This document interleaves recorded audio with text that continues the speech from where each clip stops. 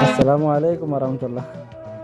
Waalaikumsalam warahmatullahi wabarakatuh. Alhamdulillah macam mana kana waan jiru ankum.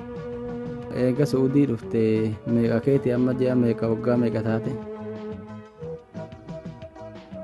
Wallahi egaan warfe waggaa waan kan geenye gara ji'a torbaaf saddeetiin ta'a. Dalagaa dhabdee teessee turte? Usanii bira bu'ee usanii dhumbira dalagaa isheenii kan booda usanii bira araba sanii jiisuu hawlan taane araba sanii jiisuu gara aliyaa deemne. Kanaatti aliyaa kan dhufe akaan arama garitti immoo dalagaa takka achumaan bakka waan ture sanii na waamanii. Dalagaa san kanaan booda ji'a sadii dalagee akka kanaama araba sanii jiisuu hawlan taane dalagaa san dhaabe. Akka baabumsaan ta'uuf ture kanaan booda. Too karaa deemtuu si qaba moo bakkuma san teessee yamanootuma biratti jarree akkamiin qabamte? Gama jiraa yoomiyaa dalaguutu ture beekte. Ayyaa. Yoomiyaa dalaguutu ture oolmaa deemee fa'aa huusee anas jedheen ture ammayyaa laakiin akkuma na odeegee deemee fa'aa yoomiyaa dalaguutu ture madiraan na qaban agadaa akkuma na hamu ture. Bakkuma agadaa dalaguu jirtu kanatti dhufaniiti kasi qaban? Arabitiin arumtaa kalaa fi ji'a sinna qabna manjee dimatti mee yoomiyaa dalaguutu ture kun.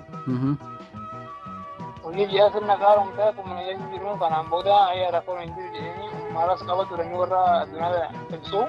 Ayyee. Gaafa amma na qabu hojiiraan kana gaa gara sabii mana moolee ciddaa godhee warra gaara ibsu kana waan fidee hojiiraan faaraan na qaban jechuudha.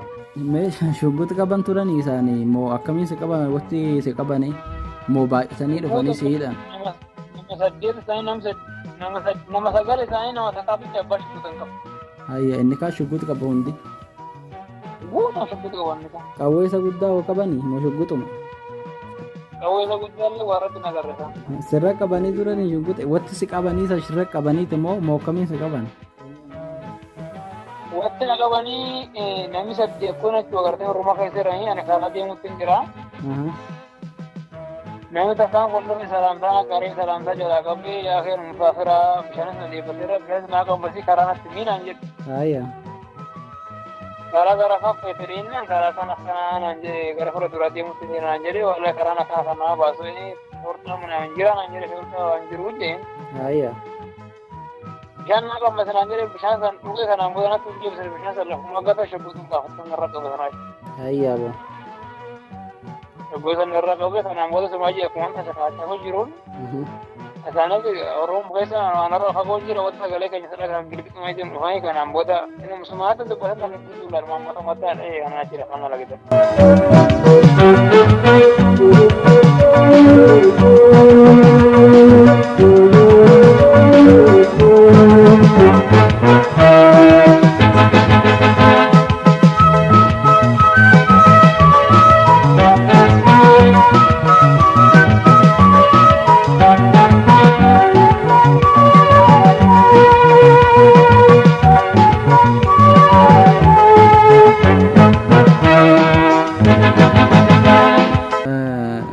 Garee irrattis dhufanii namoonni babbarreessanii jiranii keessaanis akka malee nama kaawwanneessu turanii mucaan kun wajjin dalagaa ture wajjin kan dalagaa turellee faarsoo dhagaati bishaan wajjin dalagaa ture inni kan maallaqa jalaa fuudhee biyyatti ergatee isaan ganeennaan isa qabanii maallaqa sanii isa gaafachuu jiranii jedhan. Eenyu durmaan abbootii haasaa kana fuudhee bu'an yoomiyaa kan dalagu durmaan bishaan inni isaan umaa jireenya waliin beekan haasaa kana eenyu baan kaase.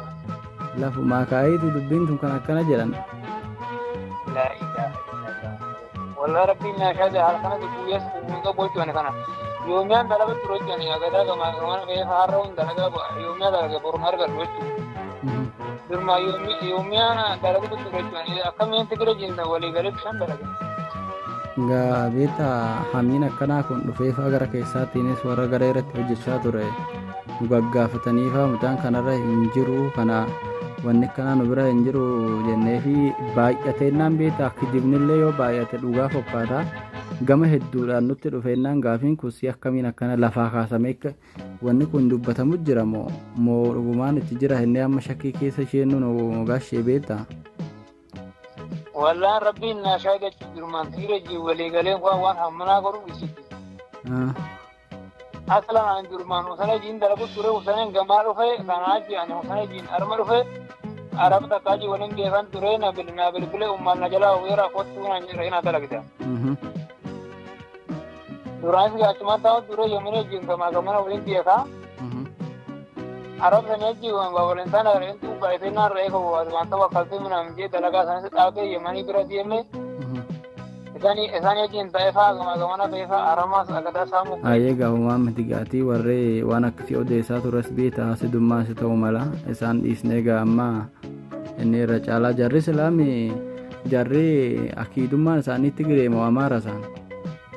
Isaan saafii amaara Tigireedha sana harummaan qabanii laakiin haasawaan kan durmaan namtii isaa fuudhee Muhammad Bishaa wajjin dalagu ture maallaqa sanarraa dooratee gara Itoophiyaatti akkamiin haasee namni kanaa nama dhiigumaa kenname. Eega isaan amma kaleessas leengaddas guyyaa lama kana maallaqa isaanii fudhatanii takkaa bilbila kaasuu didanii takkaa cal jedhanii turanii guyyaa lama kana keessatti eega maallaqi isaanii isheen maaliif akkas cannurraa callisan maal siin jedhan Natamu kaansi malee tumuju maallaqa isaanii seeneeraan agarsiisas maal isa naan eedana jechuudha faanaadhaan waraanaa keessa turtee jeesana maallaqa hin barbaanne minaaman jedhanii faachuu. Ayya eegumaa maallaqa isaanii fudhatanii.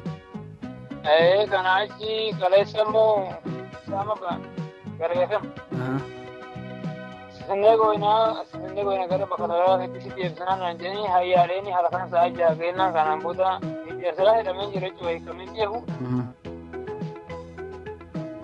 Amma kanaan booda hayyaaleen sa'a jahan na kaasanii nafdee waan jamaa isaanii na kennan jechuun isaanii gadi jira ture namni biraan. Nama baay'ee qaba armaahii beeksisa baay'ee qaba armaahii innis maallaqa kee awwaalessifanneera fidas awwaaleffadhaadhaa jedhanii jechuudha. Hayyaa boo. Kanaan achi hayyaadhaan isaan na taraafabanii deebi'an isaan sunii aanaa isaa koomisa na dabaddabanii fa'aa qotuuf na gaafachuu ka'an jechuudha. Hayya. Itti kee fudhatanii fa'aa koomanatamuu jedhanii roobimmaa hidhumaan kaleessa roobeera jechuudha hojii bakkaan ture kanatti. Hayya. Roobii akka malee waa qabuuf kennaa kanaan jiru humsa irra na dhiisanii isaan gara horma keessaa ishanii kiisii manaamin uffatan jechuudha. Roobuu sunis qal'inaan isaa achi keessatti daffatanii hirriibee achumaan qabe isaan jechuudha. Kanaan booda ilaalaan waan asitti sitti daffataa jiranii ayes ofirraa hayaasara kan hiike akkasiin amallaxee jechuudha. Akkaticha akka warra isaan duraa sanii waa hailiisiniin immoo akkamiin hiikkachuu dandeessee amallatte?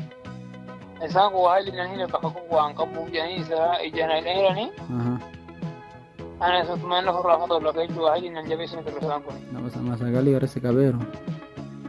Siyaasa zaffaattis yeroo inni taa'amee Muhammad immoo si dubbisu harki akkuma duubatti hidhamee jira nyaata akkamiin nyaatta moo sa'a nyaataa sanis hiikanii fasi deebisan. Injiru eegoo taketti guyyaan kudha isa diin guyyaa kudha afurii gaafum takka kan ta'u nyaata guyyaa lamaan guyyaa sadii kubisi afaan naasan jechuudha naroo gadhiisa. Bakka turte sani ni beekta amma yoo nu geessisin jedhamne bakka akka seewanniitu maa turesan. Kanatuma turan wallahi beekuu hin danda'u watti na fidanii boqonnii si jana hidhaniiti watti addi na baasanii si jana hidhaniiti. Mootummaan beekta warra mootummaa kanaa wajjin jizaan baay'ee takka guyyaa sadiin guyyaan afur deemanii fasi barbaadu turanii gaafa simbira gaan hin qabanii. Mootummaan takka maana bira geemjee wallaa ta'e. Mootummaa ijaarree waa sittaasee gaafa duraa san beekta bilbila cufatanii badanii turanii borumtaa sanii yeroo bilbilanitti akka malee dheekkaman mootummaatti nu himtan maal jedhaniiti mootummaan naannoo si biraatiin hin geenye jechaadha. Mootummaan na bira waan geenye bilbilameeraa faju bilbilaan baasee itoo shoortaa itoo baa bilbileef hin beeku inni bilbilameef malee qabaabii san nama afur irraa qabe nama maalii irraa qabe inni jedhamu ture isaan irraa namni qabame hin jiru namni qawweenis gara turte sanii waan dhukaane. Jiru ni takkan biraan bakka kabaabii keenya Itoophiyaa irratti beekta gaafa guyyaan afuraffaa bira miliyoona takka oltu galee akkasuma immoo Saudii keessatti illee maallaqee riyaalee waliigala isaa walitti hin dhawine garuu hafee jira. Uummata akkana si gargaare uummata maallaqa hammanaa lubbuu kee oolchuuf si baase kana ammee maalattaan? Kana yoo waan inni danda'an geejjibni yoo du'aarumaan godha yoo jechuun kana galata isaanii maa eeggachuu danda'a. Hawaasa akkana si kaaddame kana galata qofa osoo hin ta'in ofiillee nama rakkate rakkina baasuu irratti hin tattaafatara. Kana jaayila kana nama rakkate irratti diba kan jennu qaalaan isheen eenyuma. Beeta hawaasa rakkoo nama baase kana gaafa borommoota akka dhufee rakkate yookaan rakkataa bakkuma fedhetti yoo agarte galata isaaniin dagatisiin jedha asumatti xumureen jedha gaafii kiyya. Kana rakkoon hin jiru irratti.